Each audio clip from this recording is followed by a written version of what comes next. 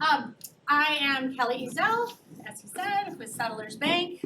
I have been in banking for about 30 years now. Not sure how that's possible. And I have been a lender for about 20 now.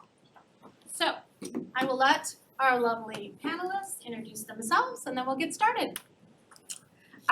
Good morning, everybody. I'm Sarah Whitley. I'm with Johnson Financial Group. I have been in the business for 20 years. I started when I was 12, and I'm going to be covering a lot about first-time homebuyers and down payment assistance today. I'm president of the RASCW Housing Foundation, and I'm super happy to be here today. Hello all, I'm Adam Pelletier. I'm with Summit Credit Union. I've been with Summit since 2011, been mortgage lending with them since 2012, was with a bank called M&I Bank before that. I have a lot of experience with Summit, been one of the top producers for the last 10 years, and happy to talk to you guys about mortgages today. Good morning, my name is Mike Lenz, I'm with Fairway Mortgage. Been with Fairway about 8 years, been in the business about 26 years. And really happy to be here, and my focus today will be FHA, VA, temporary buy downs and all that fun stuff that you just can't wait to hear more about, right? Are you that old? I am that old, Pistol, I'm close to you. Good morning, I'm Amy Guile Inge and I am with Capital Bank. I've been with Capital Bank for about 14 years and I've been lending in Dane County for about 30 years. All right. Welcome, everyone. We're so happy that you joined us today. So our goal is to help you learn some ways to set your buyers up to win, basically, right? Because there's not that many houses out there, so it is a win when they get an accepted offer. Probably one of the first steps you're going to want to do is to make sure that your buyers have spoken to a lender, right? You've probably seen pre-approval letters, you've probably seen pre-qualification letters, but is there a difference in those two? So, Adam, I think you're gonna be taking point on explaining the differences between those letters and why you might want to see one versus the other. Absolutely. Yeah, so I mean, I coach all of our buyers. Number one, what you want to do is meet with your lender, figure out what's your price range, what's your kind of options. And especially before they meet with you guys and spend your time, you want to make sure these people are legit, right? So difference between a pre-qualification and a pre-approval. So pre-qualification, you can go to any website and say, I make X amount of dollars, I have this amount of down payment, and you can come up with any sort of conditional pre-approval. And then, or pre-qualification, but everyone's software looks a little bit different. But really what that means is, sure, you gave me all that information, but none of it's been verified. So I could put in, I make $1 million, I have 500,000, that doesn't mean it.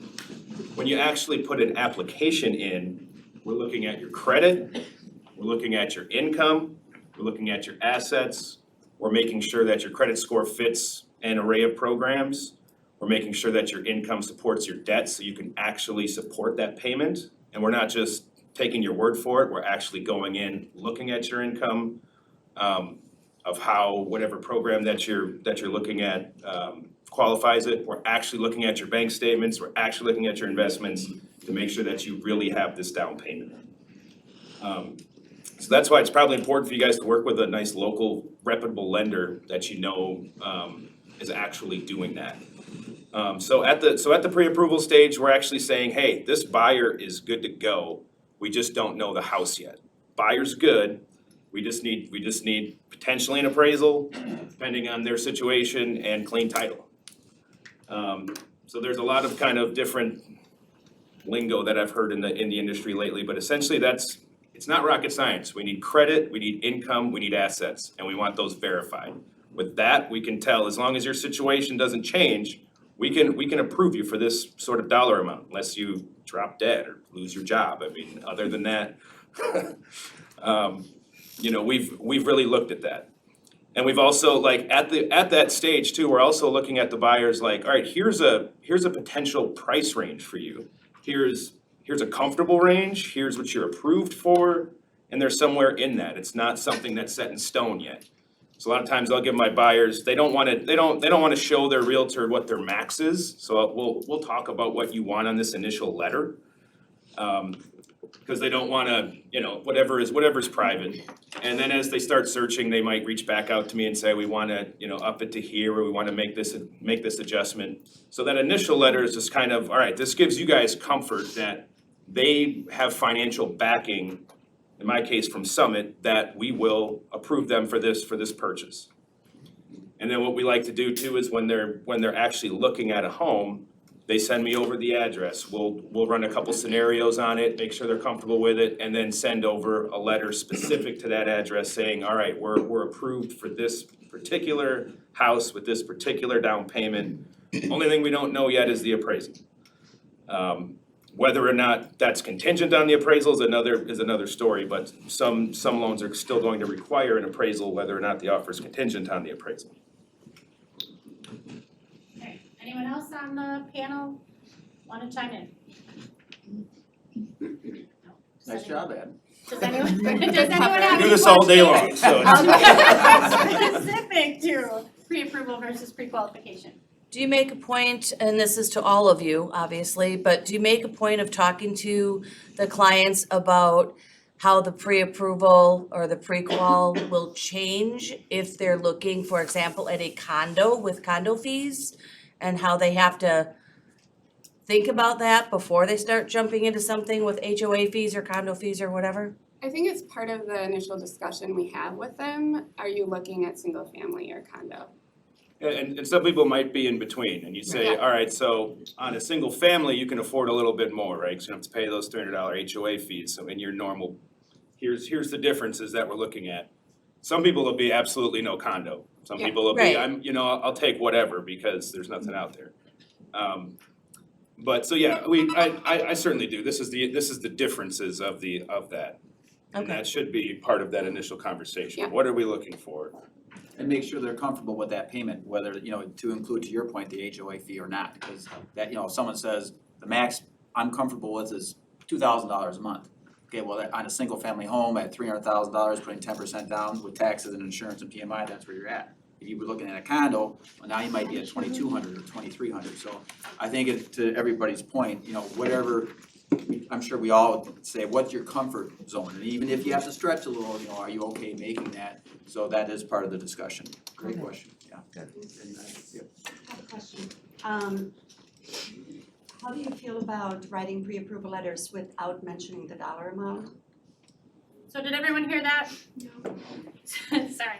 So Monica asked how do we feel about writing a pre-approval letter without a dollar amount? Show. I do that quite a bit, because again, in the negotiating, it's, I don't feel like it's the seller's business, what they're Exactly. pre-approved up to. So I try to keep that, between my borrower and myself. But sometimes, they want, again, sometimes we're tweaking the letter as we go down the road, depending on what they need. Initially, I don't put it in there. I'm the same way, I don't include it, my general is just the address, 123 Main Street, the customer's name, down payment. I leave the For that address. purchase, right, for that address, I just leave it blank, but then if I hear from the realtor or the buyer that says, hey, I really wanna show a little bit more power, the sellers are asking, can you really afford a $400,000 house, then I'll put it in there, but as a general rule of thumb, I do not include the price. Yes, speaking on that, with how aggressive the market is right now, I think it's great to have good communication with your realtor and your lender, because there might be a certain way that we wanna approach this, and there might be just some small language that's going to make us win over someone else. And we can put that in there, and always, check what's important on this one. Is it time? Is it, just, we can go higher, we don't need an appraisal, like, let's put that in there and make sure make sure we're on the same page, make sure we have that language, so I think communication between realtor and lender is probably as important as ever right now. Well, yeah, because the realtor needs to know how high the buyer can go. Exactly. And I We go got- beyond that. We don't necessarily wanna show our hand, but we wanna know that, all right, you can escalate to here, or, Do you ever include in your letters what the buyer's down payment ability is? That we're verifying that the buyer's got $100,000 available for down payment? Did everybody hear that question? down payment, if you're, I'll answer, yes, we do. So typically what I try to do is if say they have 20% verified, we have verified they got $80,000 in the bank, okay. Well, my pre-approval letter will typically say, 20% down and say up to a $400,000 house. Okay. And I mean, you guys tell us, as competitive as it is, let's say the house is listed at $350, but they have to go to $400 to get it, because we all wanna make sure that if the appraisal comes in a little bit lower, can the deal still close? With somebody with 20% down, even if it comes in, the appraisal comes in $20,000 or $30,000 light, they can still close, it's just now maybe they have to pay PMI, right? It's not the end of the deal, but you can still close, so that is, I do put a percentage down on my pre-approval letters, I don't know if. I think everybody's pre-approval letters are a little different, Yeah. like mine show purchase price and a loan amount. There you go. But yeah, I normally have that discussion with the buyers and address the pre-approval letter if, in this case, they wanna do 10% down and keep that other 10% for like an appraisal buffer or something, so Certainly on a real pre-approval, the funds are being verify. being verified, because that's a huge part. That's a lot of first-time buyers never been through this, they see that pre-approval and they're like, is that my loan amount or my purchase price? No, that's your purchase price, because we're taking your down payment into consideration. But then again, maybe on a certain letter it works, certain letter it doesn't. I mean, if we have to go 50 grand over, then maybe we need to show that we have 100K verified, So it all depends on how we need to approach that offer again. Alright, so if we move on, what if your buyers already own their own home? Is there a way that they can potentially tap into some of that equity to help them with the new purchase? So I believe Amy is going to explain a couple of options that people might have.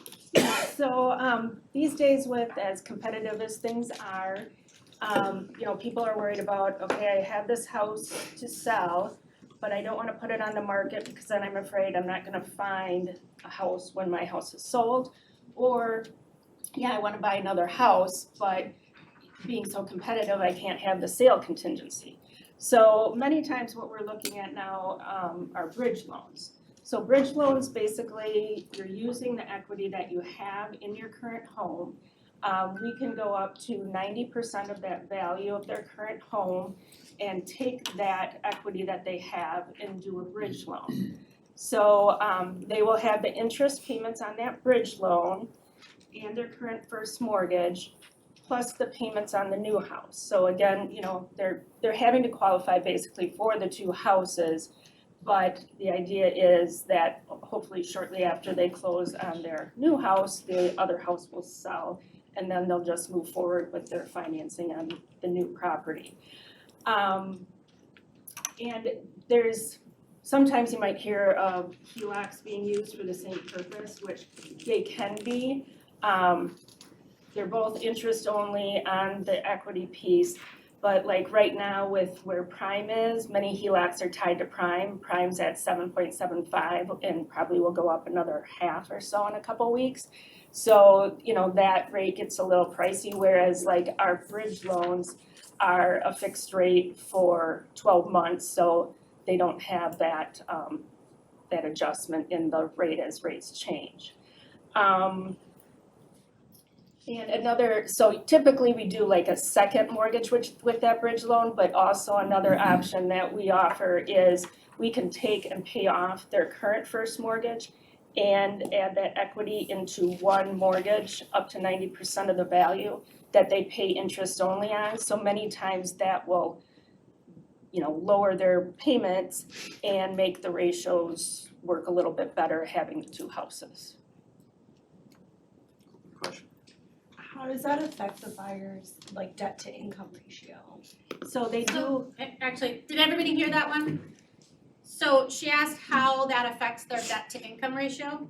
Sorry, just wanted to make sure everybody heard. yeah, so again, a bridge loan option is not for everyone because you are qualifying for the two houses, because you have your payment could be just the interest on that amount, but plus your taxes and insurance on your current house, and you're qualifying for, say, your 30-year fixed payment on the new house, plus taxes and insurance. So you're qualifying for, you know, both houses for that temporary period. But again, it is, I mean, for some people, it is an option, and I've done it quite a bit. And even for people that maybe own a home and all their equity might not owe anything on their current home, you know, I've done bridge loans to use that equity to purchase a new home, and maybe they don't even need a mortgage on the new home. I think what we hear a lot is people know they need a bridge loan. A bridge loan is essentially just a second mortgage on this property. We're taking the equity out, putting it here. There's a couple different vehicles of doing that. And whatever vehicle we're going to use makes, you know, whatever sense. But a bridge loan could be an installment loan, it could be a line of credit. Essentially, it's just bridging the gap. So people come in and they want a bridge loan, and they don't necessarily know what that is. And there's like, essentially, it's just a second mortgage on that house that's going to use a down payment for the new house. And of course, you have to qualify for it, but How high would you go in that debt to income ratio, and would it be toward the upper, a little higher, given that it's sort of a short-term situation? Say, did everybody hear that? She just asked how high could we go with the debt to income ratio? And if it's a little more flexible because it's temporary. It's kind of, you know, it depends on each situation, and if they are purchasing a new house and say we're doing a 30-year fix, we have to follow, you know, Fannie Freddie rules. Many times that total debt to income ratio can be pushed up to like 50%. But that said, it's not really taking into consideration that is a temporary thing. It's still because you have so it all depends on the loan program. Yeah. I mean, there's certain situations, I mean, we're all gonna have different in-house products. If we're dealing with those kind of third-party products, black and white, 50% is gonna be your cap. Some in-house products, if we have a good feel of the whole situation and we know that, hey, this person's house is gonna sell in a weekend, yeah, we can take that debt to income anywhere if we're comfortable with the whole situation. Yeah, and to Adam's point too, with portfolio loans, like you said, we have more flexibility. In some situations, it's like they have an accepted offer on a new house, and then they put their house up for sale. Sometimes, you know, they may even have an accepted offer on their existing house, but it might be closing, you know, 2 to 3 weeks after, but we know that that's out there. So like, especially in those situations, it's, you know, we can look at that. It's become less scary in underwriting over the last few years of Right. having a house for sale, and we might, you know, we'll look at where the house is and try to get a feel of what it is. Right. That all goes into the decision making. Alright, so a lot of you in here might be working with first-time home buyers. One of their challenges might be the down payment. That's what we see. So no one expects you to be an expert in every option that's out there, but it's good to have at least a little bit of knowledge so that you can kind of either direct your buyers to, you know, reaching out to their lender, or at least knowing that it's out there, that it's an option. So Sarah, or some benefits that might be specific to first-time home buyers. Almost forgot. So what? I know, right? I know. So Sarah's gonna take a couple of minutes to just go over some of those options and some of those benefits. Who here is working with a first-time home buyer? So a couple of you. So with first-time home buyers, I mean, there's lots of products. There's saleable products from Fannie Freddie. There are portfolio products a lot of lenders have. And then one, which we have on here, is WIDA. So like, how many people think a WIDA loan is like a government loan? So same standards as FHA and VA. Come on, nobody here? Wow. Well, you're all very smart. They are, that's good. So a WIDA loan, I feel like it's had a kind of a bad rep the last couple of years. They do have an FHA loan option, so I'm not throwing that off the table, but it's a conventional loan program, 30-year fixed. It uses the same standard as a conventional 30-year fix you would go through Fannie or Freddie for. The benefits of WIDA, they allow the minimum 3% down. There's income limits that are for the different programs, but they also have down payment assistance attached to their loan programs.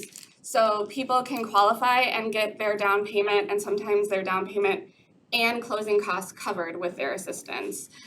So it can be somebody, I've had people go to closing, they paid their earnest money, their appraisal, and they walked away closing with that money back in their hand. So it kind of helps your buyer not be house poor, if you will.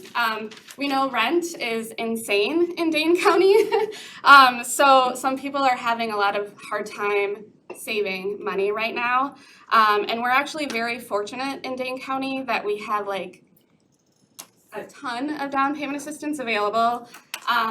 Within the city of Madison, you can get a $35,000 deferred loan. And I'm not gonna go into deep dive in assistance. If you guys wanna come in here March 23rd, there's actually a training on just down payment assistance available in Dane County. But there's lots of programs out there that can help like bridge the gap if somebody has just enough, they have $10,000 saved for down payment, but maybe they want to throw in an appraisal buffer. They might qualify for some down payment assistance that they can use for down payment. Then they can have that $10,000 for an appraisal buffer.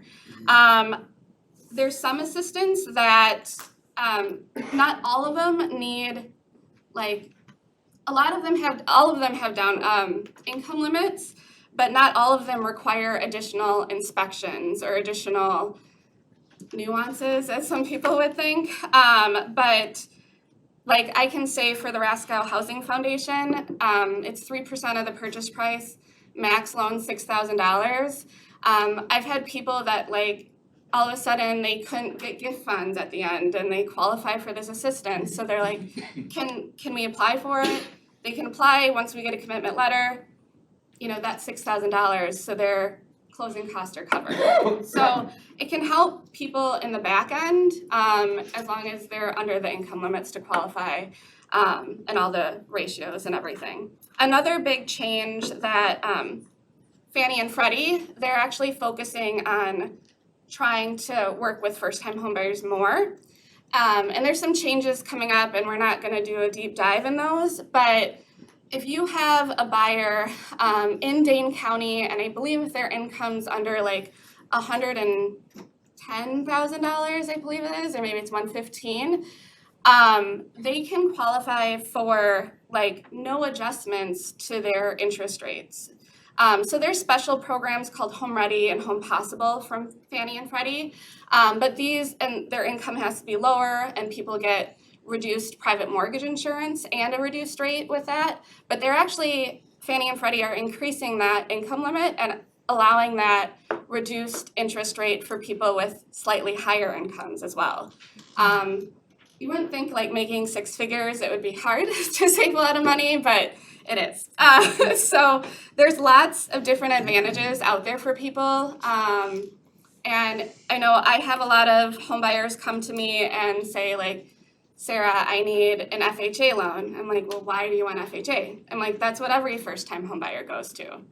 That's not true. It's not a bad loan product, and Mike will be talking about that. But knowing all of their options, I think, is very important. That they come to you and say they need FHA, but maybe they can do conventional, and maybe they can do WIDA or another loan program, or they can get the assistance to help cover their down payment. So I can tell you, like with the WIDA down payment assistance, there's no inspection required with those, and it allows people to cover their down payment, so then they just have to cover really their closing cost. So What is the process for a lender once they receive the buyer to determine this person might qualify for this program, this person might not? I feel like every time I send clients over to like lenders, they don't get all these options. So I'm just kind of wondering what you guys do or what we can do to prep the buyer to ask the right questions for you guys. I think telling your buyer to ask, do I qualify for any down payment assistance? Or I also, I teach homebuyers roundtable, homebuyer education with homebuyers roundtable, and I teach all the buyers, I'm like, ask for every option available. Like, is there down payment assistance available? What all loan programs do I qualify? So like, again, if they say that they want FHA, you know, that lender might just do an FHA loan, but you know, they might actually qualify for, you know, even USDA if somebody's looking out in the sticks. We don't really have that much in Dane County, but yes, I mean, just asking the questions, do I qualify for down payment assistance, and what all loan programs do I qualify, or even any portfolio loans. So just, I think those three. That's a great website too. Yeah. Homebuyers Roundtable, anyone Yes. can go on there and plug in their situation and you can see. Yeah. Some of it's going to be limited, like their city of Madison, so we wouldn't, like for ours, we have a specialist that I can send it to and they'll say, all right, here's what they might qualify for, but not until we have the house do we know exactly what might fit in there. Yeah, my specialty is down payment assistance, so I like live and breathe it, so I'm out of the norm here, but I actually, the other thing that I actually tell people too is actually to do some homebuyer education before, you know, going through the whole process, because they don't know what they don't know, and they might come up with questions. So I even have people that come to me and they're like, well, I don't know what else I'm supposed to ask you, Sarah. And I'm like, they're like, what happens next? So I refer them to the Homebuyers Roundtable for their classes, or there's online courses if people don't have the time to do that as well. But yes, there's lots of availability, but just asking that question out there. And I think, I mean, I know Summit has a specialist, like I'm the specialist at Johnson. I think each bank probably has somebody. I know you have, like Jesus does a lot of them at Fairway. So there's people out there to answer the questions. Thank you. Yeah. Pistol. Can't you stack some of those down payment assistance programs? Absolutely, Pete. Well done. Well done. Yes, a lot of assistance. I had buyers recently, they got $56,000 of down payment assistance. So they actually came to me after the offer was accepted, and were like, I'm like, how are you guys affording this house? And I ran all the numbers, so I was able to get them like WIDA capital access funds, the city of Madison down payment assistance of $35,000, down payment plus funds, which is a $10,000 forgivable loan, which everybody loves that one. And so if anybody wants, that's probably the easiest one to get. And then the Home Start Fund from the Housing Foundation. So, they only had to have a mortgage. I think the purchase price was like $200. They had to have a mortgage of like $150. So it makes things much more affordable for individuals too. Yeah.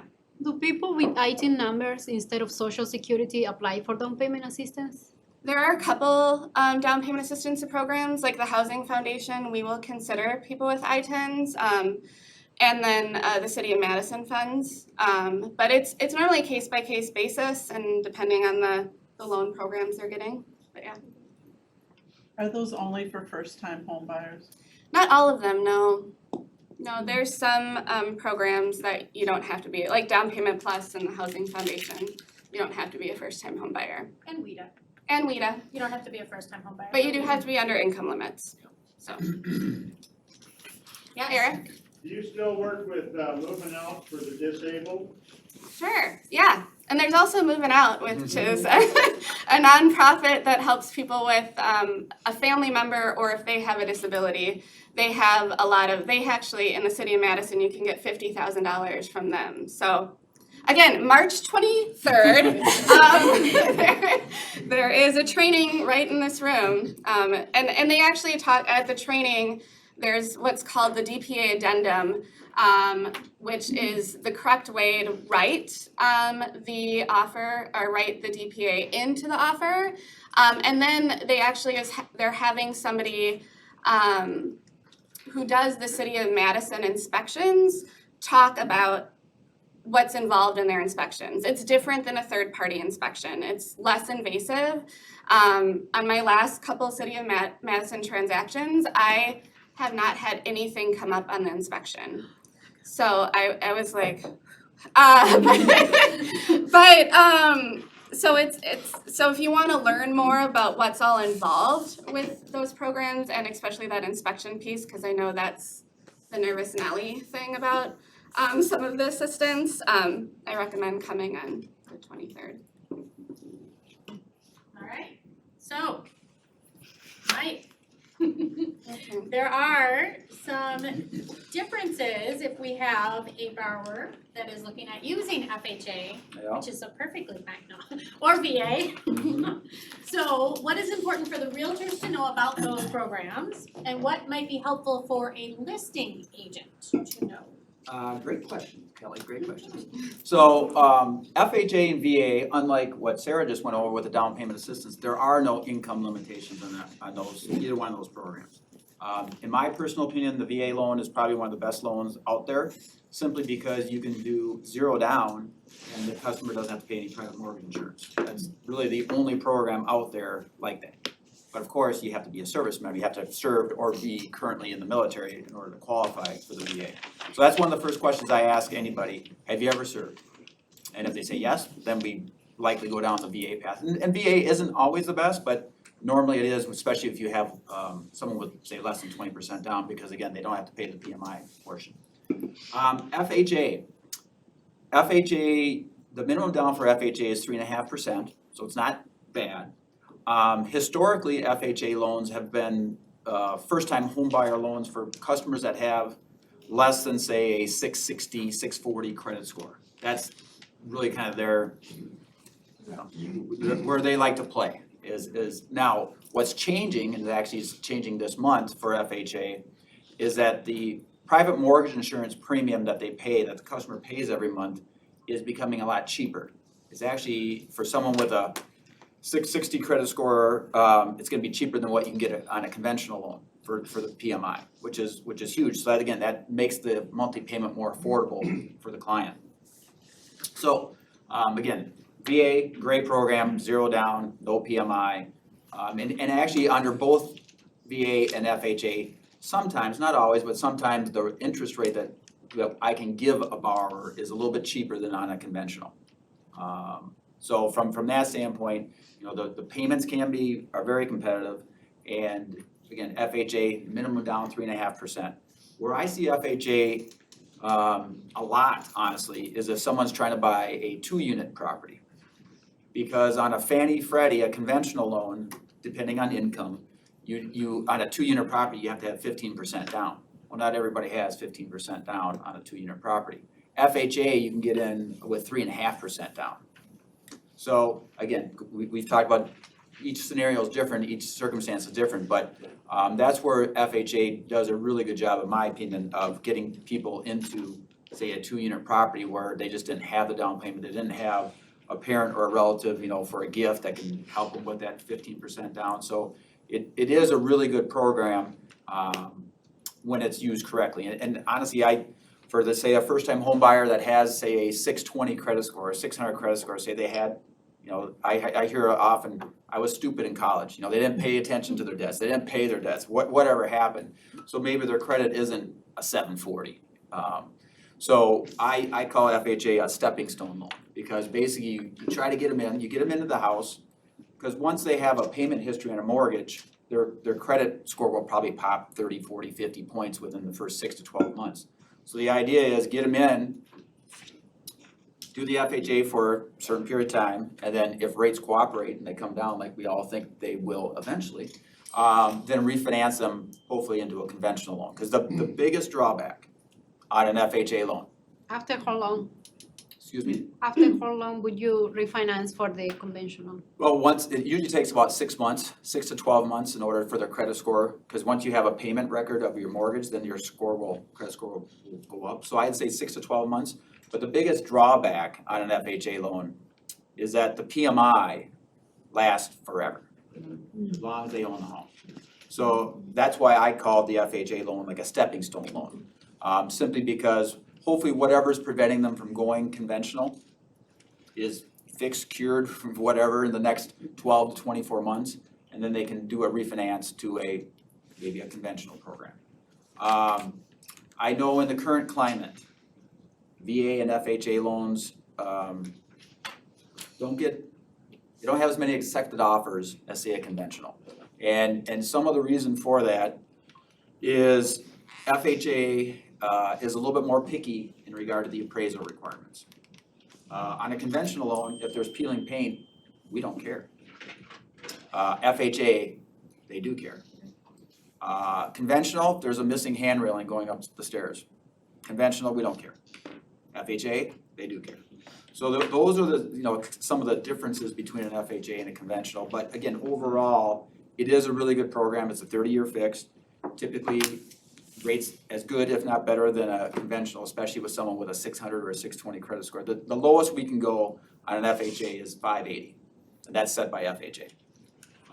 So again, if they've had some bumps, if they've had some hiccups, if they were stupid, like what I shared before in college and didn't pay attention to their debts, we can still get them in.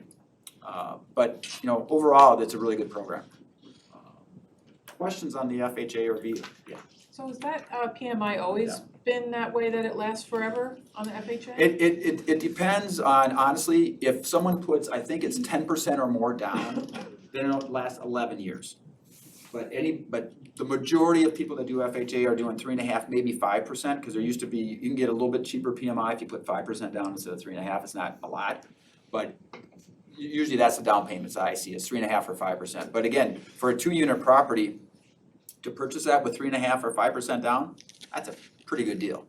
That's a really good deal. Yeah. For purchasing a 2-unit property, would that have to be like an owner-occupied property? Yes. Investment. Under FHA and VA, they all have to be owner occupied. Correct. Great question. Yeah. What can we do to educate the sellers that a VA, particularly in my head is the one I'm thinking of, that a VA is, just because they're putting 0 down doesn't mean it's not a good, strong loan? I would be happy to talk to the listing agent. I do that quite often, just to try and educate, because there is the stigma out there that VA is a bad loan program or whatever. I mean, if you really think about it, here's a person who served our country in some way, shape, or form, and to say that they don't qualify or they're not as qualified just because they're doing a VA loan, that's a huge disservice in my opinion. So I'm always happy to talk to the listing agents, so then hopefully they can educate the seller saying, hey, I know they're putting 0 down, but that's just because that's what the program allows. And usually if I have a conversation, it usually goes well. But I can't always say that my buyer gets the accepted offer, but at least it's an education part. Yeah. I think on that same note, I'm coming across it as a listing agent. Yep. I'm always worried, if they're bidding over, I'm worried about appraisal gap, they have no money. And so, do you ever put anything in letters, or is it just really a phone call and? Typically it's a phone call. Now there is on a VA, there is a form that the sellers sign as well as the buyers that say if the appraisal comes in less, that the deal is null and void. Now, what I like to do if that happens, because there's a term that you'll never hear except for when you're talking to a lender about a VA, there's a term called tidewater. Tidewater is basically when the appraiser says, Mike, the house, I know the purchase price is $300,000, the best I can come up with is $290,000. Is there any way you can give me more comps or to see if I can go from $290,000 to get it up to $300,000? So tidewater is the VA's version of we're short on the appraisal, basically. And so in that situation, I'll reach out to the realtors and try and get some more comps, but it is hard on a VA if the appraisal comes in low. Just because that can be a deal breaker. But what I try to educate my buyers is, okay, if it comes in $10,000 less in my example, do we have the opportunity to have a gift from a parent? Can we pull money from a 401k or retirement? Can we bridge that? And usually if the shortage is $5 to $10,000, there's usually a way. If the appraisal is $50,000, like, well then, no, the deal's probably not gonna happen. But, and I will say we've all seen in the last 2 years, 3 years, purchase prices, whether it be in a VA loan, an FHA or conventional, you get a new bidding war, right? I mean, there's 30, 40, 50, 60,000 over list price. And from Fairway standpoint, I can say the appraisals actually have been coming in pretty close. I haven't had a lot of problems where there's been 50,000 short. There's maybe ones where 3,000 to 5,000, which you can usually overcome. But again, knock on wood, that we don't have, we haven't seen a big problem with appraisals. Would you guys agree? So I mean, the appraisers know what's going on in the marketplace, and they're trying to do their best to come up to match that price. Did I answer your question? Yes.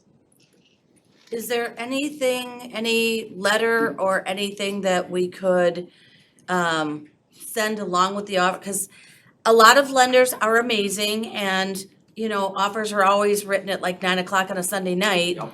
So, you know, some of them are like, I don't care what time it is, I know you're writing offers this weekend, call me. Yep. And others are like, you know, I got kids, I'm going to bed by 10:30 and the offer doesn't get written till 11:30. Yep. Is there something we can send along with the offer to try and encourage them to at least not just go no pile, but like call our lender at 8 AM, he'll be there waiting to chat with you? I can only speak for myself. Right. I do take calls all the time on the weekend because I know business doesn't happen just Monday through Friday, 9 to 5. I mean, most business happens on the weekends. And I tell all, whether it be a buyer, a realtor, if you have a question, call me, because if I'm available, if I'm not at a sporting event or whatever, if I'm available, I'll take the call. If not, I'll call you back when I am available. Because I'd much rather have a call on a Saturday afternoon at 3 o'clock, especially from a buyer or a realtor. A simple question, usually we can answer it in, you know, a couple minutes and just talk to them about it, than having them worry about it till Monday at 8 AM when they think, you know, well, Mike's not gonna be in until, I'd much rather have that phone call. Now, going back to your letter question, so, and actually this is a question for all of you. Probably a year or two ago, we were seeing I was seeing a bunch of letters going with offers, you know, talking about the family and, you know, John and Susie and their dog and their kids are looking forward to buying your house and we can't wait to play in the yard and all that stuff. So I have heard that those letters are now being frowned upon and that's a no-go. Is everybody agreeing to that? Yes. Yes. So in regard to a letter from a lender explaining, are you looking for more detail about why the VA loan is actually a good loan or I Yeah, guess? just something explaining that the VA loan is specifically geared to help those who served our country, therefore it's a 0% down. It does not reflect their income or, you know, anything that we can try and go bonk on the seller's head to go, the loan is approved, just shush and take it. Has anybody wrote in an appraisal buffer with a VA loan? Yep. Yeah, and it hasn't really. It has, but it was scary for the seller still, Yep. because they signed this thing saying it's a dead deal and you're over here going, Yeah. but I have a letter saying we'll give you the money anyway, and you know. Most sellers in my VA deals, they won't sign that form until the appraisal's done. Yeah. That's typically what I see. And that's, I get it. I mean, I totally understand. And so that's usually, because an appraiser, and for an appraisal, it has to be done through the VA. The VA has their own list of appraisers. Fairway, we have an appraisal management company. They don't touch VAs. So it's VA-specific appraisers are doing VA transactions. And they have to have it done in 10 business days. So the appraisal comes pretty quick. So, you know, if a normal transaction is 25 to 30 days to close, somewhere in that area, the appraisal's ordered right away, you know, we'll have the appraisal usually within 2 weeks, no matter what. So you have time to have the seller sign that form, feel good that everything's, you know, moving forward. Yeah. What does that achieve for the seller to delay signing that letter? The loan's not gonna go through if it doesn't appraise potentially, so. Some sellers, what I've been told, some sellers, 'cause I don't talk to the sellers themselves, I talk to the realtors. I'm told they just don't feel comfortable signing it until they know what the appraisal value come in. Because it is possible if, you know, mommy or daddy have a gift or can fix that shortfall, that the deal can still go forward. So I think that's probably the reason, you know, because if they sign that, they're saying the buyers are free to leave, no penalty, and they get their earnest money back. But the reality is. The loan's not gonna go through if it doesn't. and depending on how big the gap is. Yeah. Yeah. I mean, I've had clients do a VA loan and they have $50,000 in savings. Yep. They just are doing a VA loan because they have every right to do it, so. Correct. Well, I think with that, we'd like to know that. Yeah. And I Yep. mean, that's not always your job, maybe it's Yes. the buyer's agent's job, but somebody should say to make this VA offer look stronger that we've got money. Yeah, Eric? Yeah, when you're talking to your sellers, listing agents, find out if they've got a VA loan on their existing house. And if they're planning on using their VA benefit again to buy their next house. Well, Eric, that's a great segue into the next topic that we're gonna talk about. Because one of the topics is assumable loans and on VA, and I guess before we do that, any other questions? The only thing that I find with VA, and a couple of them, same thing, they had a VA on this, they saw in the house, they moved to another one. Yep. They take another VA loan Yep. with their previous lender. Yep. But everything I've seen in a VA loan, their closing costs are astronomically high compared to any other program or lending Okay. vehicle. Great question. So the VA, how the VA funds itself, there's what's called a funding fee. And this funding fee, the amount of it is based on if this is a first time use for the veteran. Have they used it in the past? Have they been disabled in any way? If a veteran receives any disability, it can even be $10 a month for something that they got injured during their service, that funding fee goes away. So I think what you're seeing is in a lot of situations, the funding fee can be 2 points. So on a $400,000 loan, that's $8,000 in additional cost. Now, the good thing about that is we as lenders, we can roll that in. So again, if someone had a $300,000 loan and the funding fee was $8,000, the loan amount would actually be $308,000. So the veteran, they don't have to bring that $8,000 to closing, but you see that number. So I think that's what you're seeing, because everything else, they don't pay a title company closing fee. There is no appraisal management company fee, again, for the appraisal. So all the other fees are just as good, if not better, than a conventional, other than the funding fee. And again, if they're disabled at all, they don't pay it at all. They don't pay 1 red cent of that funding fee.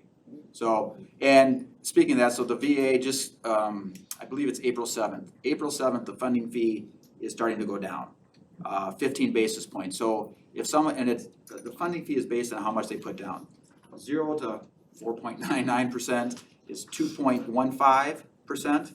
So put that in layman's terms, $300,000 loan would be $6,000 and some odd dollars. I don't know what the 0.5 would be. If they put 5% down, I think it's 1.6. If they put 10% or more, it's like 1.2.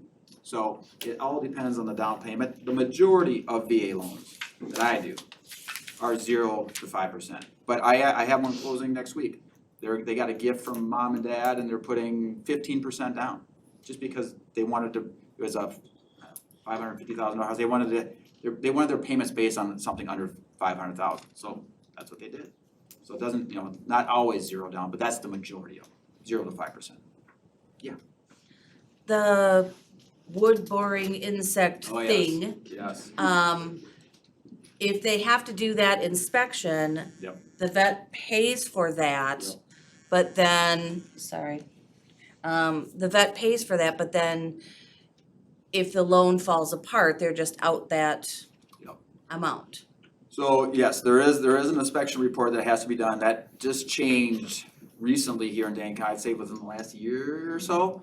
Because Dane County here, southern Wisconsin, we were always deemed as too cold. We don't have to worry about those termites and those bugs. Well, the VA in their wisdom said, well, no, it's not that cold. So now we have to get an inspection report, a pest inspection report, and it has to be done on a specific form. And there's probably, 4, 5, 6 companies here in Dane County that do it, and the typical charge is approximately $200. So I mean, it's not huge, but yes, it does have to be done. And if for whatever reason the deal does fall apart, then yes, they are out that money, to answer your question, yes. All right. I was just gonna say, I thought there might have been one other question. On FHA, Mike. Yeah. I haven't done one in a long time, so Okay. I hope my questions aren't dated. How much of the rent on a 2-unit applies to the payment? Great question. So it depends on if there's already an existing lease.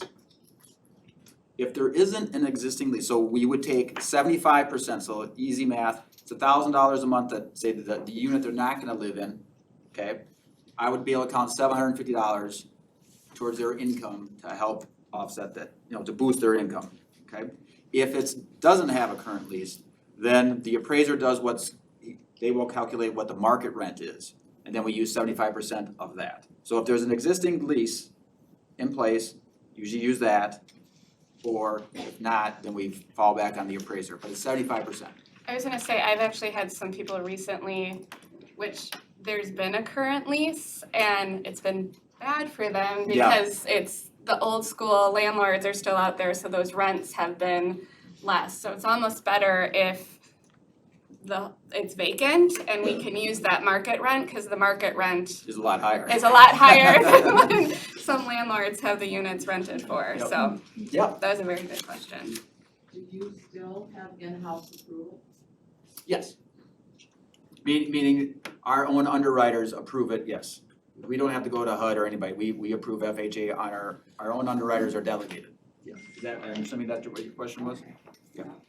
Then why can't everybody, or why doesn't everybody do FHA? Because there's some, again, the stigma of getting their offer accepted because the appraisal requirements, the inspection requirements. Do you mean lenders? Oh, lenders. Oh, Yeah, no, I'm I sorry. think she means lenders. I'm sorry. Well, before I was at Fairway, I was at a community bank. And we just didn't have that much appetite, meaning we didn't have a lot of customers ask for it. So again, FHA for a long time, it was and still is geared for someone with a less than perfect credit score, okay? And the majority of people at that community bank where I used to work at, they just didn't fit that mold. That most of them had good paying jobs and they had good credit. At Fairway, we do get a little more wide variety of client base than I did at the community bank, and so I'm very happy to have that as an option, because again, if someone has a 620 credit score, you're likely not gonna get that approved on a conventional loan or even a WIDA loan.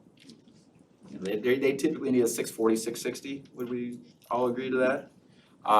Depending on, factors, but that as a cutoff, so it is just depending, I think, on every institution's client base and how much they get offered or asked. Because the other part of that is your underwriter to be able to approve that, they have to be delegated, they have to be approved in order to do those loans. And that costs money to have a delegated underwriter. That's part of it too. And I think some banks also have the stigma of the FHA loan as well, Yeah. so. Yeah. Cause the other thing with FHA loans, the waiting period after bankruptcy and foreclosure is much shorter than what it is for a conventional loan. All right, Eric, are we ready to get into your assumable question? Well, yeah, it's not only is it a consumability, but you're also, you can use your VA benefit more than once to get your next home. Absolutely, and I've had many customers piggybacking on that, because you get additional VA benefits. So let's say, they have their house now, and they use the VA loan to get it. And for whatever reason, maybe they're renting it, or maybe whatever they're doing with it, they're not paying it off. They wanna go buy another one. Well, the VA does allow these additional benefits, so typically you can have two going, not always, but it depends on the how much benefits they have left. But in Dane County, there's usually enough available that you can still do a VA for the second purchase. Assumable VAs and assumable FHA loans for that matter. Again, I've been doing this for 26 years, never done one. But it is possible on a VA and an FHA. The trick is, and I'll talk first about VA. So let's say Adam has been in his house, Adam is a veteran, Adam's been in his house for 5 years. Adam paid $200,000 for his house 5 years ago. Now he's looking to sell. Amy wants to buy Adam's house. In 5 years now, Adam says, I think my house is worth 300 grand. Again, his loan amount is 200 grand. Value of the house now is 300.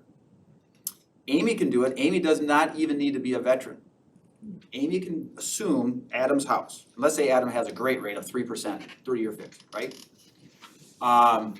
The trick, there's a couple tricks, but the trick is Amy has to have the ability to come up with $100,000 down in order to assume his 3%, $200,000 loan. And not everybody like Amy has the 100, to bridge that gap, right? So that's one of the issues. The other issue is, let's say Adam, say that happens. Adam turns around and Adam wants to buy a new house. Adam's VA benefits are still tied into that house unless Amy is a qualified veteran. So, there's a lot of things that have to line up in order, I guess that's my point. A lot of things have to go right in order to have it make sense. But is it possible? Yes, it is 100% possible that Amy could assume Adam's 3% 30-year fix on a VA. There is a fee to do it. It's a half point, so on a $200,000 loan, it's $1,000, okay? The servicer of Adam's VA loan, they're the ones who approve it, not the normal lender. It's the servicer of who is servicing Adam's loan, is the one who puts it together and approves it and makes sure Amy is qualified to do it. So again, it's not your typical transaction, and it can take sometimes a little bit longer to do an assumable, because depending on the servicer for Adam's VA loan, they may be not as efficient or not as quick to get back as others. And so there's a lot of moving parts. So if you were ever involved in an assumable loan transaction, my guess is you'd want to have at least 60 days, if not more. But it is possible, okay? It is possible. Yeah. If Amy had to come up with $100,000, could she take out a loan? A different Yes. loan than Yes. mortgage on that $100,000? If she could find somebody. To complicate matters more. Yes, Yeah. but as long as she qualifies, again, because she Right, still of has to course. qualify, right? Yeah. But yes, so again, you have You don't the have to have person, cash. the person who's purchasing the house or assuming the house, has to bridge the gap between the purchase price and what the current loan amount is. Yeah. So my brain immediately jumps to grandma and grandpa have a VA loan on their house. Young kids don't have a lot of money. Grandma and grandpa wanna go into a house, a condo where somebody's gonna take care of them, a care facility. Why are we not recommending that these young kids talk to grandma and grandpa about assuming their loan? You tell me.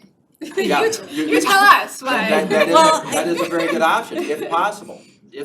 And Do again, they have to sell it at current market value? Cause a lot of times grandparents will offer a different price to their grandkids. Nope. So there's nothing in that thing that says they have to sell it at market value? not that I'm aware of, no.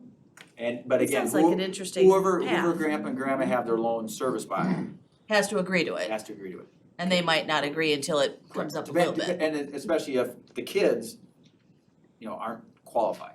If they don't meet the qualifications to afford a payment of, whatever grandpa and grandma have right now. But yes, in your example, would that work? Sure, it would work. Okay. Yep. Yeah, I'm sorry. Could grandpa and grandma gift the value difference between the assumable mortgage and the market value? I think that would depend on the servicer to answer that question, but off the top of my head, I would think that would be possible, because they are relative. Yeah. Eric? Switching back to FHA. Okay. About 40 years ago, the 12% FHA mortgages that were in existence at the time were a valuable commodity and commanded a premium price when those houses went on the market, because the current rates were up around 20. So people were buying the assumable loans and taking those over and paying a premium to get that lower rate. We're kind of in that situation right now with the 3 to 3.5% fixed rate versus 7, 8. What are we going to go to? Right. Yeah, and you're right. That's usually the key component is the interest rate. That can be a huge selling factor. But again, under either scenario, if the purchase price of the home is higher than the balance of the loan, the person assuming the loan, I would keep saying purchaser, has to come to the table with that difference. Okay? But it is possible. Again, I don't know, has any of you guys ever been part of a assumable transaction? No. And I we, I haven't mean, done we, any in almost 40 years, so. well, I think between us, we probably have quite a number of years of experience.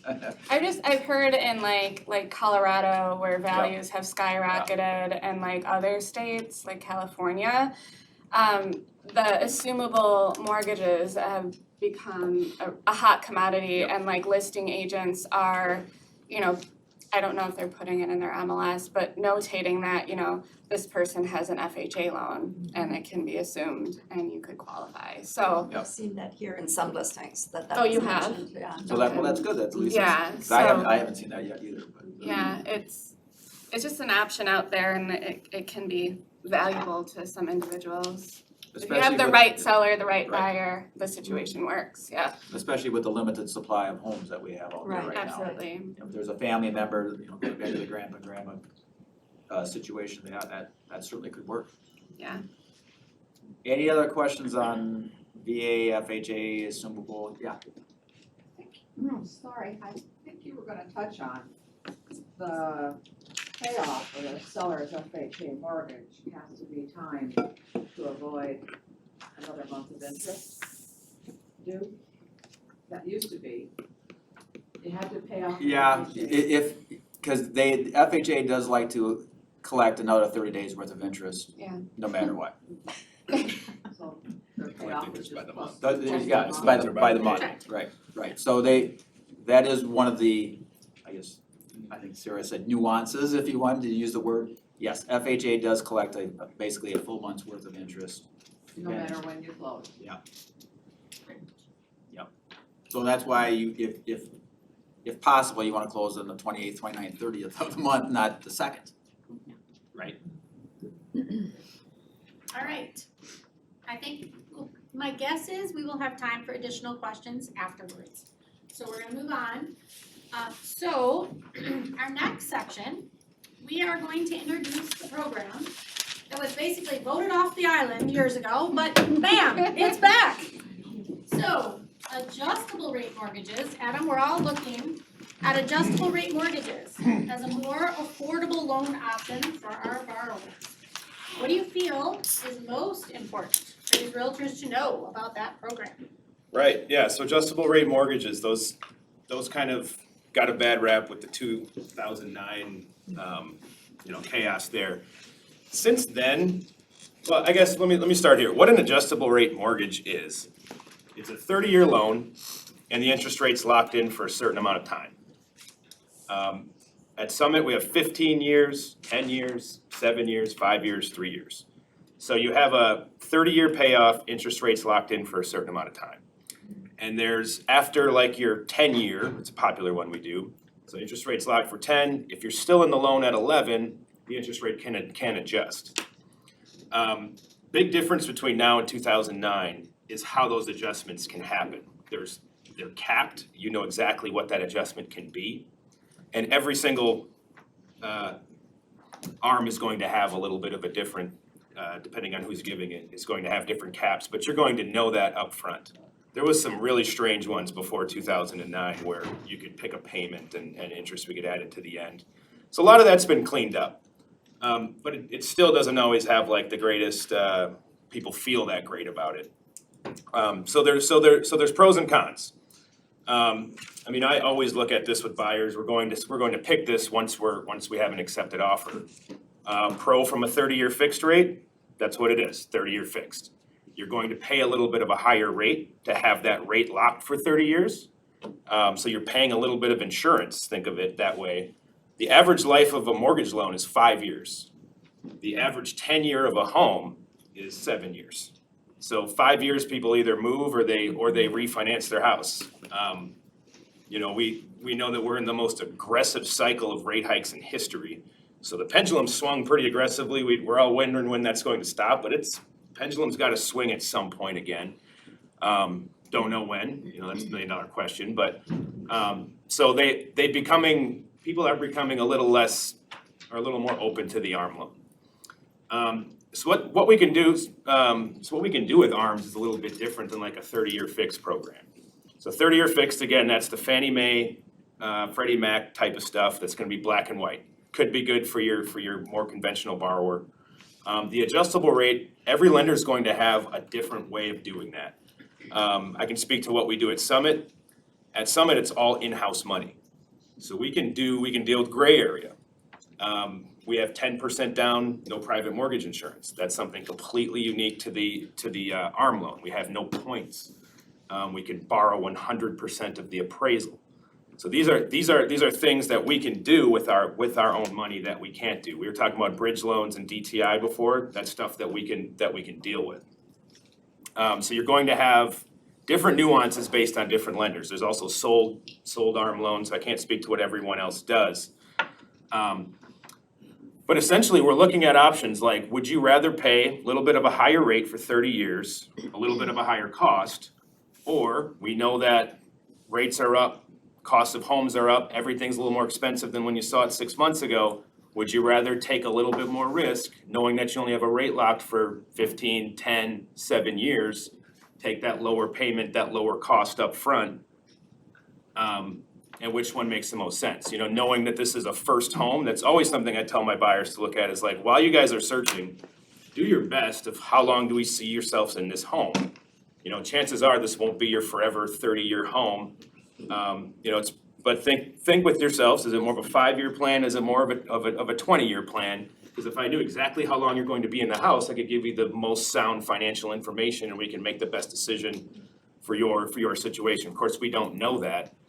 But I think a lot of first-time home buyers are being more educated now. Like, I understand that this is a stepping stone house into that, you know, that second, third house tends to be the longer one on the spectrum. But essentially, so adjustable rate mortgages, back to the, you know, what they actually are. There's a certain amount of cap, so you're locked in for the 10 years. Well, after the 10 years, we're going to do, we're gonna look at, for us, it's 1-year treasury note plus 2.75, that's your new rate. That rate's set for the next year. Almost in every single adjustable, and we do a lot of them. Almost every single ARM I've ever done, we encourage you to refinance within that lock period. So if you're locked in for 7 years, gives you 7 years, you know, hopefully that dust settles and you'll find a better rate than where there is today. Or it gives you 7 years to move. So people with a short term, you know, already know this is a shorter term place to be. Always a good option. But it also depends on people's risk profile. Some ARMs will keep people up at night, you know, they just knowing that their rate's not locked. Other people, like myself, will always take a lower rate because I know where those averages are. Can I say a scenario really quick? So I recently met with a buyer saying, like, to cover all the option things, we've talked VA, ARM loans, WIDA. So I met with a customer recently, it was a veteran, and they didn't have any money saved. And so they needed down payment assistance. We looked at the VA loan, interest rate was close to 7%. We're like, okay, well maybe VA isn't a good option. WIDA has a Valor loan program, so they give benefits to veterans as well. With some down payment assistance, that rate, 6%. Wasn't working out DTI. I ended up doing an adjustable rate mortgage for them because that rate was 5.625 with down payment assistance. It was the better option for somebody. So like that's again why like telling your buyers like look at all your options. I mean, we have other things that we can fall back on, but I wanted, after we talked about all of this, just say like comparatively, like just make sure your buyers know all options because. Again, another reason to be communicative with your lender. Yes. In my opinion, from what we do, if I have an adjustable rate pre-approval, it's actually probably stronger. Because it means that we're going to get this loan done regardless if it fits in Fannie and Freddie's box or not. Yeah. Because we've already made the decision that this is a good credit risk for us and we're going to do it. If there's appraisal gaps, we can work with that in more ways, like taking it up to 100% of the appraisal. I remember I had a deal last year that it was $350 list and I think it went for like $425. The appraisal came in at like $375. And they were a little bit, they didn't want to spend that much money. They thought the appraisal would come in a little bit higher. So we ended up doing the loan up to $375 and then they had the $50,000. That's about what they had. So we could bridge that seamlessly. So that's just the more flexibility, and everyone's going to have, like, for us, we're a $5 billion institution. We don't, that's a large institution, but we're not as large as, you know, like a Chase Bank. 30-year notes are going to be tougher for us. So for our in-house money, when we can price it 15 years, 10 years, 7, 5, we can have some more options like that. So that's why you'll see a lot of in-house stuff is going to be adjustable, at least with institutions our size. Have you guys seen, do you feel like ARM rates have been staying more steady than fixed rate as well? And that, I mean, that's what I've seen, and like, I mean, I think what the 30-year was down to like 6 a couple weeks ago, and now it's at 6.75, so. Right, because the 30 years is Yeah. completely based on the bond market. Bond Yeah. market, we know, is volatile every single day.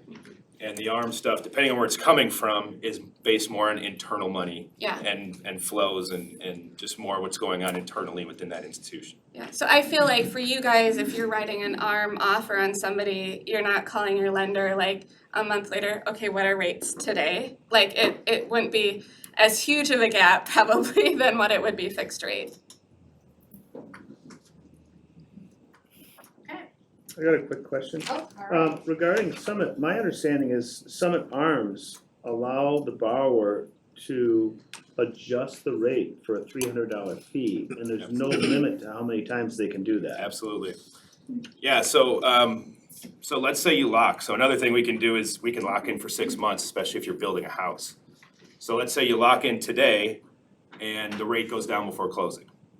You can pay $300, modify, and take the current rate. Let's say you're in a 7-year ARM and a year from now, the rate's lower and you're already in repayment of the loan. You can pay $300 and modify to the current rate.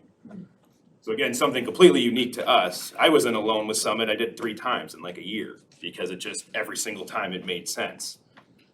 But again, you know, nuances to the portfolio. But that can actually be a really good, I mean, where things are at today, just had a conversation last night with someone, it's like lock now, because I think the potential for upside right in this current moment is, you know, the risk is probably up. And if rates come down before you're closing, pay $300 and we'll move the rate. But at least it protects you from the upside.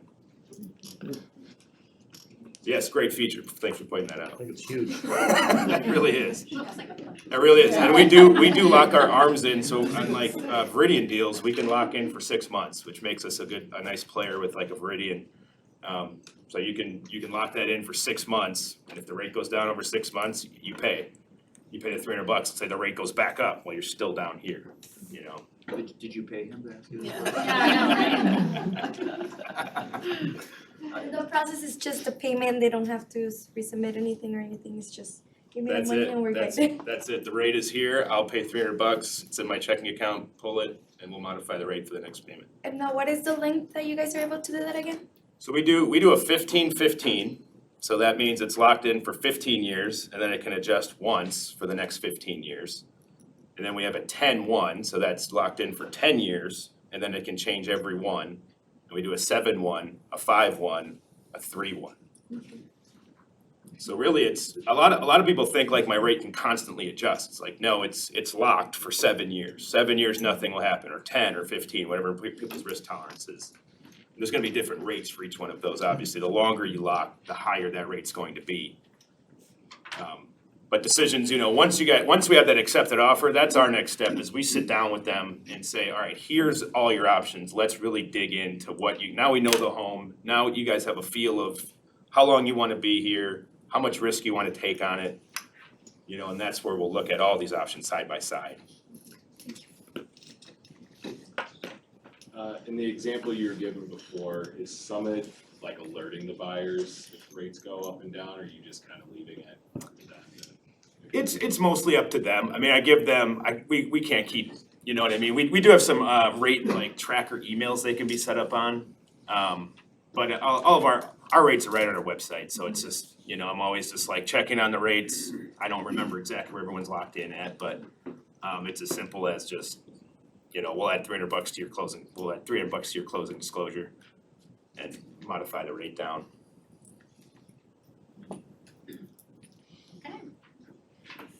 So, since rates have been climbing recently, as we've discussed, There have been, I'm sure you've seen some advertising on buying down the rate and what that might mean, if it's temporary, if it's permanent. Mike is gonna take point on that to talk about some of the pros and cons, what it means, what options are out there. Alright, thanks Kelly. bet. So, probably the most common one that we all know is the permanent buy down. Okay, and so when you're buying down, what does that actually mean? It means you're taking the rate, and if the rate's 6.75, as I checked this morning before I came here, if the rate's 6.75, you can pay extra closing costs or pay extra money to get a cheaper rate. And typically, as a general rule of thumb, if you pay 1 point, so 1 point is 1% of the loan amount. So let's just say the loan amount's $300,000. So if you paid an extra $3,000 in closing costs, your rate would go from say 6.75 to about 6.5. It's usually about 0.25% per 1 point that you pay, okay? And there's usually maximums that you can pay and stuff like that. The most I think I've seen is probably 2 points, so maybe they paid an extra, in my example, $6,000, and they went from 6.75, and now they're locked for the next 30 years at 6.25, okay? And that's what the payments are based on, which is great. But if rates do come down, if the US economy does get into a recession, which I think we would mainly all agree that it's probably likely to happen in the next 12, 24 months, it's gonna happen soon. That $6,000 that you just paid is gone. Especially if you've paid it, if rates come down in the next 12 months. Well, the difference between, I say, a 6.25 and a 6.7 interest rate on a $300,000 loan, I know exactly what it is off the top of my head, but you're not gonna recoup that $6,000 within a year. You're not gonna probably recoup it in 2 years. So it's probably close in 2 years. But, so the idea is if you think rates are gonna do nothing but continue to go up, then doing a permanent buy down probably isn't a bad idea. If you think rates are gonna come down soon, then maybe you wanna look at doing a temporary buy down. And what a temporary buy down is, we have the ability to do, there's a 3-year buy down, a 2-year, and a 1-year. And basically all it means is that, let's say the 2-year buy down, 2-1 buy down. If the rate today is 6.75, the first year's interest rate would be locked at 4.75, so it's 2 percentage points below the going rate. And then after that, first year at the 4.75, then the rate goes to 5.75. And then years 3 through 30, the rate would go back to the 6.75. Why the temporary buy down is gaining in popularity, and I've done quite a few of them, is simply because most people think that rates are gonna come down soon. And unlike a permanent buy down where that $6,000 in my example is gone if you refi within a year or 2 years, on a temporary buy down, the fee that it costs to do this program, and I'll get to the cost in a second, that fee, that money that you haven't used, so again, in my example, you do a 2-year buy down. Your rate is 4.75. After 11 months into the loan, the going 30-year rate is down to 5%. You refi. So you've used basically a year of that temporary buy down. Whatever money is left unused in the escrow account that handles this temporary buy down, that comes off your payoff balance. So again, if your balance was $300,000 when you closed on the loan, you paid on it for 11 or 12 months, let's say the balance is $298, the remaining $3,000 or $4,000 that's left in that account reduces your payoff. So you get the benefit of that when you refi. Unlike the permanent buy down where that money that you paid up front at closing to get that 6.25% interest rate is gone. So that's one of the reasons why I really like the temporary buy down, because again, if you are gonna refi, if chances are rates are gonna come down and you're likely to refinance before that term is up, it's a pretty good program. Because on a $300,000 loan, the first, on my 2-1 example, you're saving about $375 a month for 12 months. If you don't sell or refi and it goes to 5.75, you're saving about almost $200 a month on your monthly payment. And so it is a really good program. The cost, that's the part I haven't said yet. The cost to do a temporary buy down, they are expensive. To do a 3-2-1 buy down, again, and that one would be, the going rate 6.75, the first year interest rate would be 3.75, then it go to 4.75 and 5.75. That one is the most expensive. That one is 4+ points. I personally have never done a 3-2-1 buy down because they're too expensive. The ones that I have done have been the 2-1 buy downs. Again, an example, 6.75 first year rate, 4.75, 5.75. That is about 2.25 points. So on a $300,000 loan, it's about $7,000.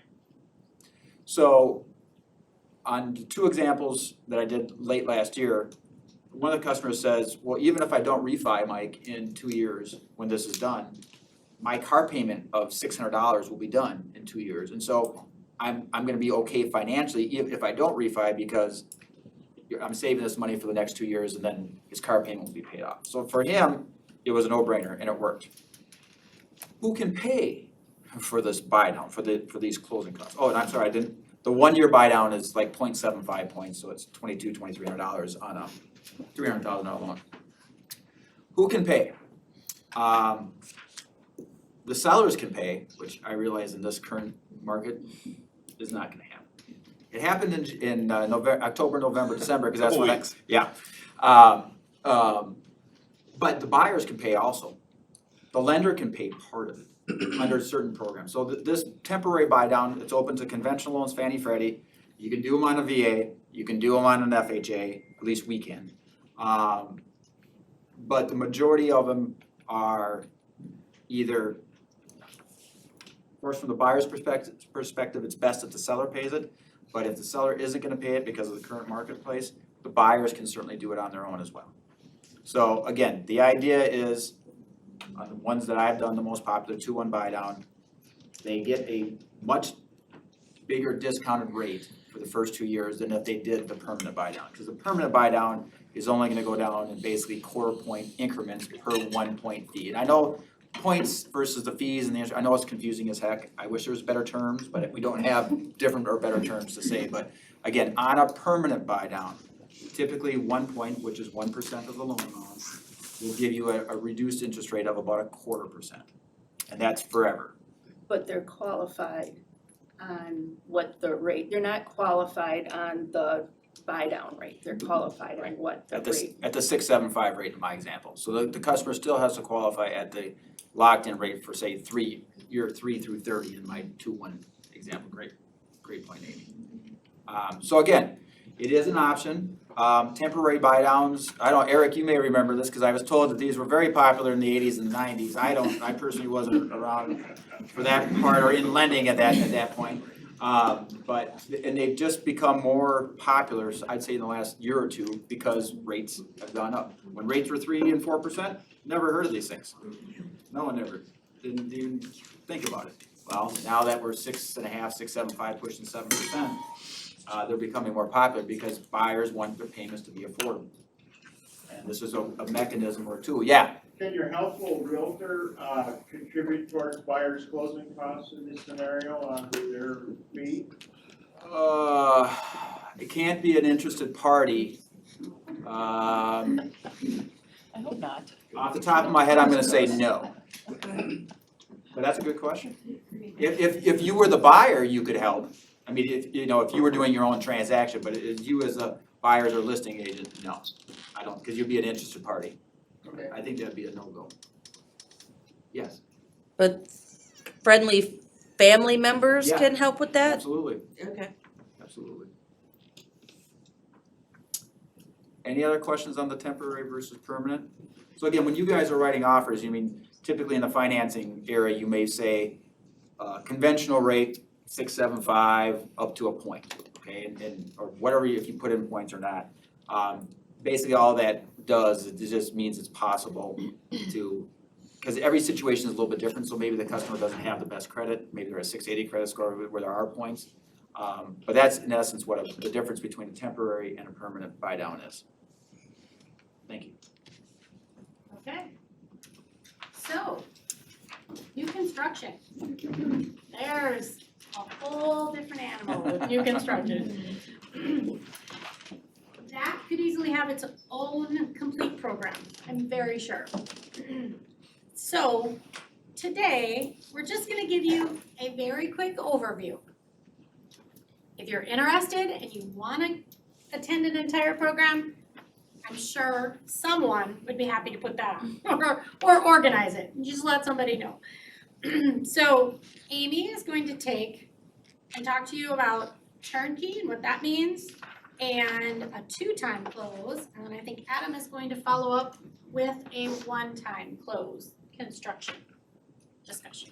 Yeah, so many times I'll have borrowers come in and say, I need a construction loan.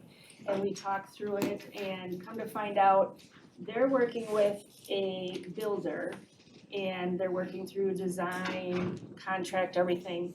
But actually, the builder is going to basically carry the construction. So, you know, come to find out, delve into it, it's more of a purchase. So a turnkey, again, it's a purchase transaction where the buyer is just purchasing the new build from the builder. And then a 2-time close construction loan, the borrower will enter into a construction loan. So they're just paying interest only on the amounts that have been drawn throughout the construction. And then we usually look at like 60 days from everything being complete, that then we would lock that into their end loan financing, whether it's any program that we've talked about today, ARM, fixed rate, you know, whatever we figure out is the best fit for them. But that is then 2 closings, the construction loan, and then the end loan. Obviously, when we start out the construction loan, we're qualifying them for the end loan also, because obviously we don't want any surprises when the build's done. And so then they can take advantage of rates at that time. If, you know, at this time, hopefully they'll be lower, like in 9 months. Usually the construction loan is a 9 to 12 month loan. Again, they're just paying interest only. Yeah, so like big difference is who's financing the build, right? Like turnkey is builders financing the build, you just essentially buy it from them after that. The construction loan is the borrower is financing the build. And a lot of builders will show you, we have a turnkey option, we have a construction option, because builders' lines of credit are gonna be a little more expensive than probably what a mortgage is going to be. So turnkey might be a little bit more expensive. More and more builders, you know, that are not custom, we're seeing more and more turnkeys than we've ever seen. So obviously builders are pretty liquid right now, at least the bigger ones. So again, so if we're looking at construction versus turnkey, we're not gonna have conventional financing yet because we're borrowing in something that's not quite built yet. You know, we're borrowing a bunch of money on a plot of land essentially. So again, we're looking at everyone's gonna have in-house portfolio options for that. For us, we have all of our ARMs, essentially all of our construction loans are 30-year loans. The first 12 months, you pay interest only on what you've been drawn, and then on month 13, you go into full repayment, but again, having a rate locked for up to 15, 10, 7 years, which is a nice option, especially last year was a crazy year. We started rates at 3, we went over 7. So I mean, when you're going through a turnkey financing, I know a lot of builders complained about, you know, there was more cancellations than they've seen in a long time, because all of a sudden your build that looked really good in February, now we're getting into August and it's just not affordable anymore, and they'll walk away from their down payment. So that's where it's nice on a construction. You can actually lock your rate right away when you sign that building contract, and know what your rate's going to be for the next, on a 2-time close. Once that house is done, you have to refinance within that 60 days, and again, over 6 months, who the heck knows what'll happen. So the 1-time close allows you to lock in that rate for a longer amount of time. We don't wanna get too deep into construction loans, as there's a lot of different nuances to it. We do wanna give you guys some time for questions as well, because I'm sure we probably haven't hit on everything that you might have in mind. Do we have, I just had a question, sir, do you work for Veridian? You have a Veridian shirt on. No, First Weber. Eileen, can I ask you a question for new construction? Okay. What would you say, between, how long does it take to go from contract to the house being done today, just because of the supply chain and everything else? Cause it used to be, you used to be able to build a house in say 4 or 5 months. And then, you know, everybody knows about the supply chain and everything else coming on board. So as far as, what would you say would be an approximate time to close? Well, we do all custom. Right. So it's 6 to 9 months. 6 to 9 months. I work for Veridian. There you go, thank you. So we are typically about 5 months right now, because we got a lot of build contracts early this year. We're now closer to like 6-ish. Okay. So it all depends on how inundated we are for our timelines. Yeah. But I just signed a build contract, it's 4 months, Wow, that's great. so. Who's that with? What? Who's that with? That's with Eldon Okay. Homes. Is that in Stoughton? Yeah, now, my client just signed one yesterday, and hers is a little bit longer than 4 months. So we got in, because they have so many stacked up now, so hers is closer to 5, but And I think it is fair to say that the more custom your house, the longer it's gonna take. Yeah. I mean, I think everybody understands that. Okay. So now I get to do a couple of public service announcements for y'all. So if we haven't said this enough today, communicate with your lender, right? We are all in this together, and we all wanna get to the closing table. So ask us questions. We'll give you, we'll do what we can. We all wanna be there. There are 2 things. There's one thing that we're sort of all dealing with now that we discussed, and there's one thing that's coming down the road, right around the corner. So right now, you may have your buyers coming to you and asking you questions about why they're all of a sudden getting inundated with phone calls and text messages and emails, and my lender pulled my credit, and now all of a sudden I'm getting just a ton of, and it's really excessive, double digits for a lot of people, it's a lot. So the credit reporting agencies, so TransUnion, Experian, Equifax, they are selling what's called a trigger lead. So when we pull credit, that's a trigger that those people are potentially shopping for a home. So they're selling that information. It is not us. The lenders are not selling our borrowers information. Why would we? Why would we do that? There's no reason to. But, so just let them know, your lender did not sell that information, it is just something that's happening. They can opt out of pre-screened offers, and I'm sure all of us, would be happy to provide people with the information to do that. And I know personally, I send it when I send the initial email saying, hey, by the way, this is gonna happen and you can opt out. Here's the information to opt out. It's probably not going to save them for that particular transaction because it takes a little bit to take effect, but it will help them down the road. Okay, now, what changes are coming? So again, we are not going to get super into the specifics, but we've talked a little bit on pricing adjustments. So loan level price adjustments, LLPAs in our world, if you're gonna abbreviate it. Those are dependent on a lot of different factors. So credit score can play a factor, down payment, loan program, just a bunch of different things can impact their either rate or their closing costs.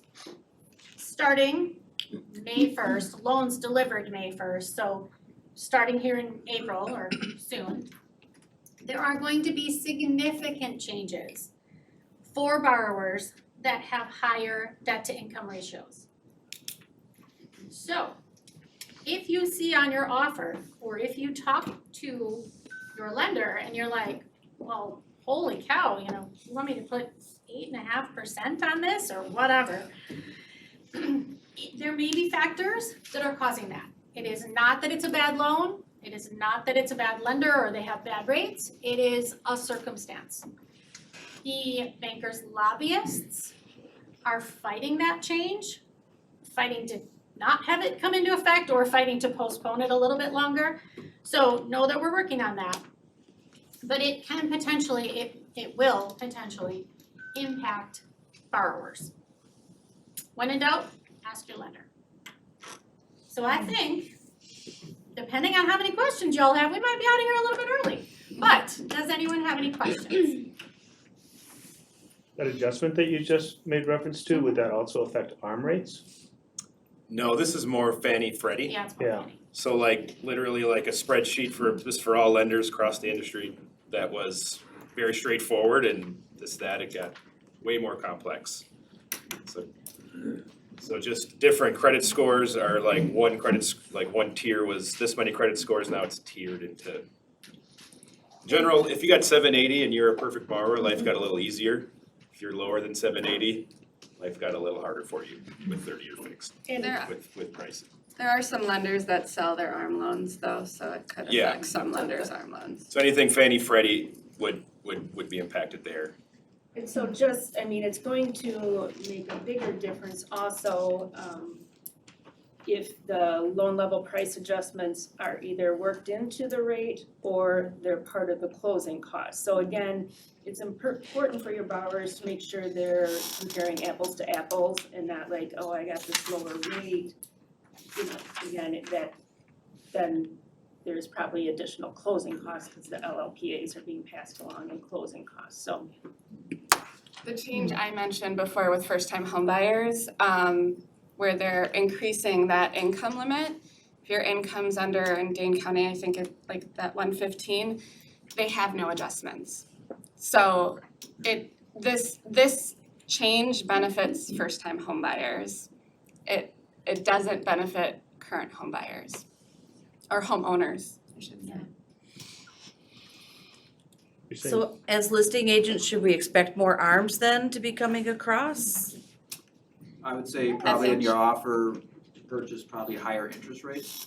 So I just ran one yesterday, 10% down, good credit score. The difference if we close before the cutoff date, the rate was like 6.625. If we close after the cutoff date, May 1st, it was a quarter point higher, 6.875. So in that particular case, it wasn't drastic, but as everybody's kind of said, it kind of depends on the factors, depends on a lot of things, but I would just say you're probably gonna see higher interest rates on the offers than you have before, after, well, for us, for Fairway, it affects us any closings after April 7th. And everybody's kind of in their own thing, but the deadline is May 1st. You could see more FHA as well, Yes. like how Mike mentioned, they reduced their private mortgage insurance. They're prepping for this change to happen as well. So they reduced that private mortgage insurance premium, knowing that the conventional financing was making this big change. So that is also a possibility. Correct. And now second homes have the same price adjustments as investment properties. Previously, second homes, primary residence, it didn't make a difference, and now it makes a big difference, so. Because everybody's doing the VRBO on their Yeah. second homes. Not everybody, a lot of people. Go ahead. Under what conditions can the appraisal be waived? I was actually doing a deal with Fairway, Yep. and it was a quick conversational point, but a significant one, and they said, oh, we can waive the appraisal on that one. And there was a lot going on, so I wanted to stop and say, aside from yay, Great question, and I think it, from Fairway standpoint, it really ultimately depends on the neighborhood, where the property's located, and how strong the buyer is. So if someone has 5% down and they went over asking price to get the home, probably not gonna get an appraisal waiver. If someone has 20% or more down and they're close to the list price, or even if they go over a little bit, the chances of an appraisal waiver are a lot higher. Fannie Mae and Freddie Mac have all this data for all the homes that we've done over the years, and they know in certain neighborhoods, the average sales price is $350, I'll just say. So if you have an accepted offer on 123 Main Street and it's $350 and the customer is really strong, decent credit and a good down payment, chances are that you will get an appraisal waiver. We don't have any control, quite honestly.